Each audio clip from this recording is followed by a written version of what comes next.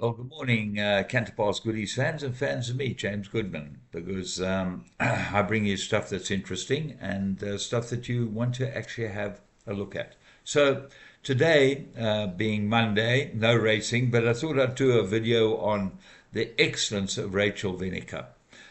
Here's a girl who wasn't accepted to the academy, and with a lot of help from her friends, uh, she ended up eventually being a work rider and then being accepted to the academy.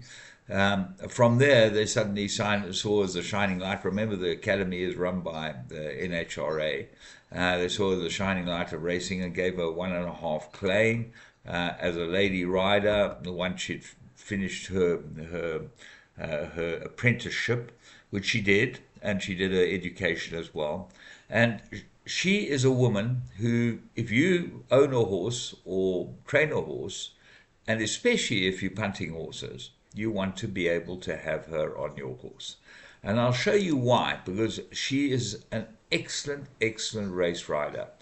She has become, in a very short time, as good as anyone. In fact, her percentage over the last 30 rides or 30 odd rides is over 30% winners. Now, that is as good as anyone can get.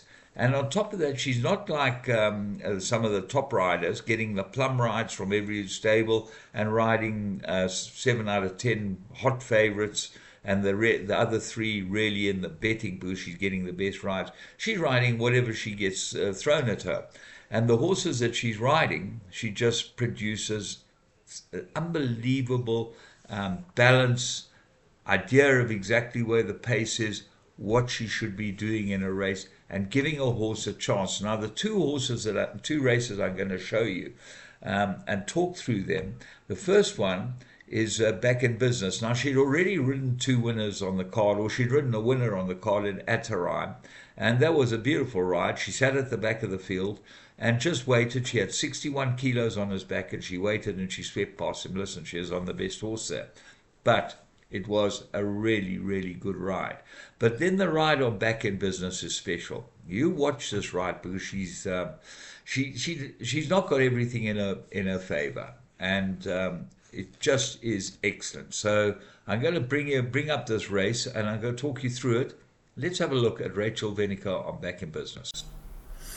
Well, here they go at the start. Back in Business was drawn two, so he just slightly misses the break, but Rachel just gets him into a little position. One off the paint, not particularly worried here, but now she gets on the paint in front of Barbaresco. Main Defender, who's the favorite, has to ease a little bit there, but it doesn't really affect him. He gets caught a little wide, and here you find that the pace is on. They go a decent pace. Wild at War, Candace Dawson's runner, up there making it. Got low weight, and that's what you'd expect from draw one.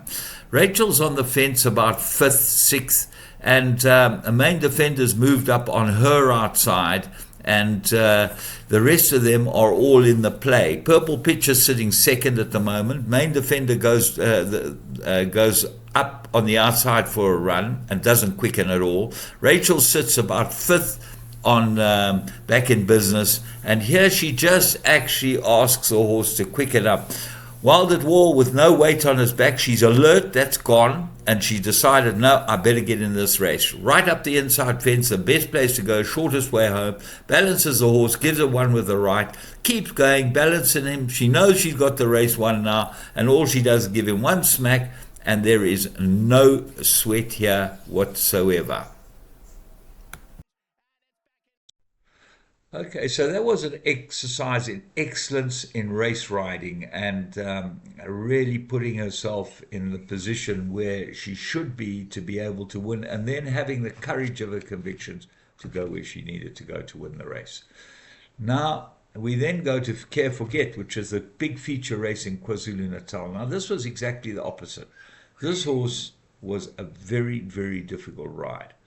Watch how she places it, watch how she gives it the chance it needs, and just watch this piece of excellence.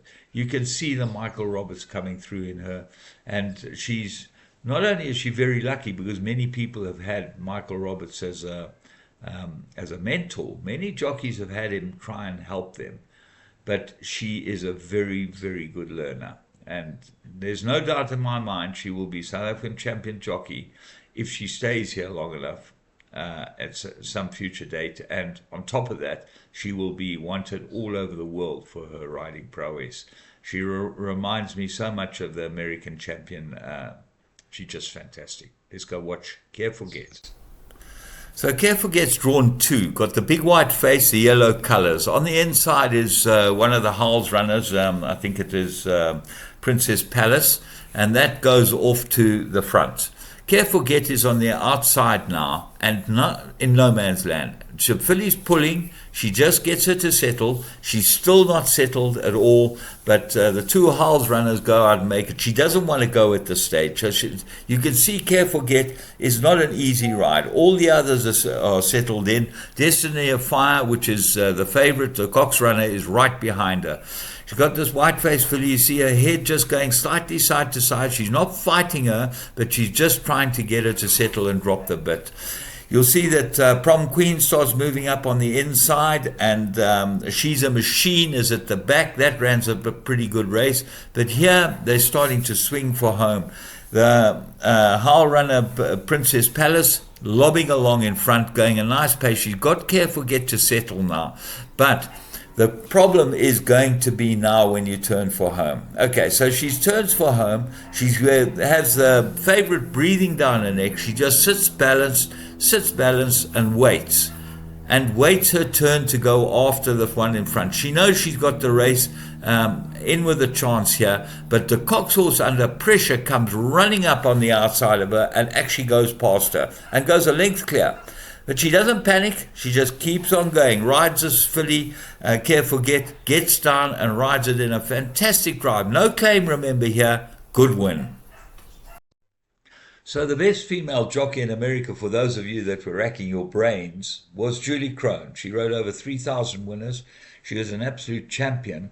And just talking about that, there's a video going around, which maybe I should insert into the show and show you a real dedication of American jockeys. This guy is 70 years old, and I think we'll put it in and show you what he's done. But Julie Crone, getting back to her, she had the physical attributes of a man. She was very strong, very powerful, and big shoulders, and a really, really good rider. But obviously she had those physical attributes. Rachel is totally different. She is a slender, ladylike woman who gets the best out of her horses by being really involved with them.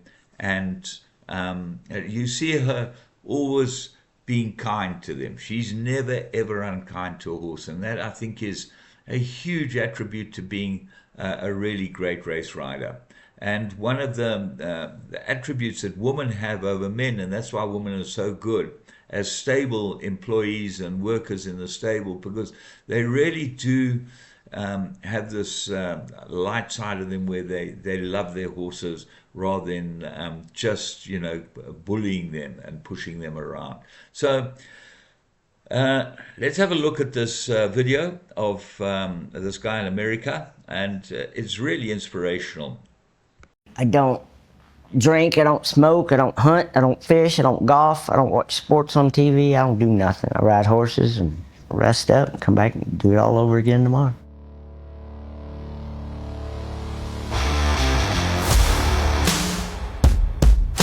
Hi, my name is Perry Ouzts, professional jockey for 51 years.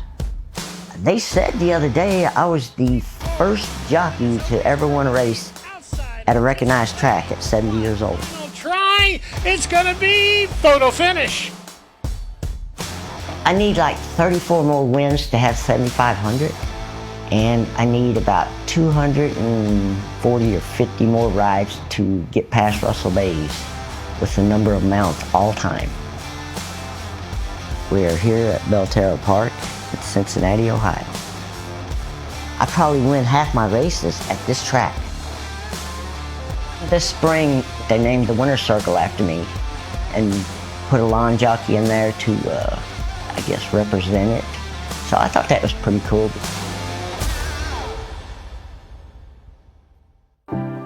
think I was 18 years old when I started. Yeah, my first win came in 1973. It was my second day ever of riding. It was kind of dreamlike, like in a fog, you know. It was kind of like in slow motion. It was like my third horse that I ever rode. And I won 2 that day, so I thought this game was easy. I thought, man, I'm gonna be better than Willie Shoemaker. Yeah, what you think of when you're young?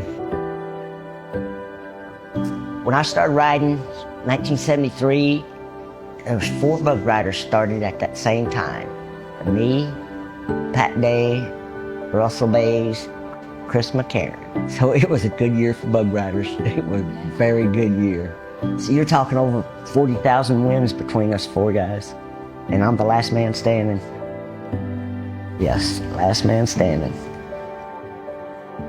I went down and a horse fell with me 20 years ago, and a guy right behind me clipped my arm, broke my arm here, and I broke 5 vertebrae in my back. And I was off for 11 months.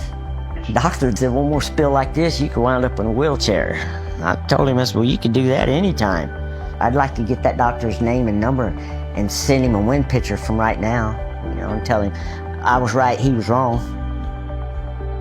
If you're doing really good, you gotta work hard to keep doing good. If you're not doing any good, you gotta work hard to keep getting better at it. And that's something that stuck with me since day one, and I've always worked hard, every day. I mean, the only one that works harder than I do is my wife. And she gets up 2 o'clock every day, 7 days a week. I've never seen nobody can work as hard as she does. I mean, she can work harder than 3 men and a boy. And she seems to love it, though. She loves her horses. My wife's name's Tony. She was walking horses for a guy in the same barn that I was working at. And I used to watch her walk around the barn, and I asked her out for a date, and we've been together for 40 years. Got a fun fact for you. One day I got done galloping horses, I was going home and I was riding my motorcycle. A car ran into me and knocked me right off of my motorcycle. Just doing 70 miles an hour. Hit the ground, rolled around, got up, wiggled everything, didn't have a scratch on me. Called my agent, come pick me up. He come and got me. Wrecker picked up the bike. I went home, got my truck, come back, rode 9 that day and won the first 2. So nothing stops me. And I told everybody, I said, the only reason I didn't get hurt that day is because God had me in the daily double. That was a miracle that day, really.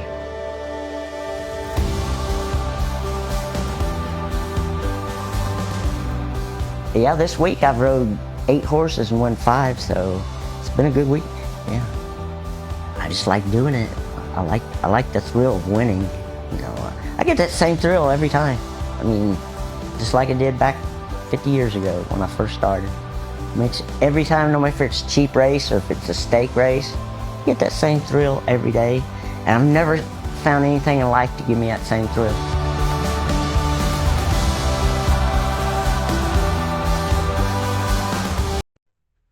I find this truly inspirational, and there's some amazing people out there that love working with horses. And as he said, the only person who works harder than me is my wife. Well, there's a man that has dedicated his life to being a jockey, loves riding horses, and I just take my hat off to these people. Until next time, I hope you have a great week, and remember, Canada Pass Goodies is the only tipping service to be with. We will be on the shows every single race day in South Africa. We do our tip sheet, and it's starting to go quite well. So from me, James Goodman, have a great week.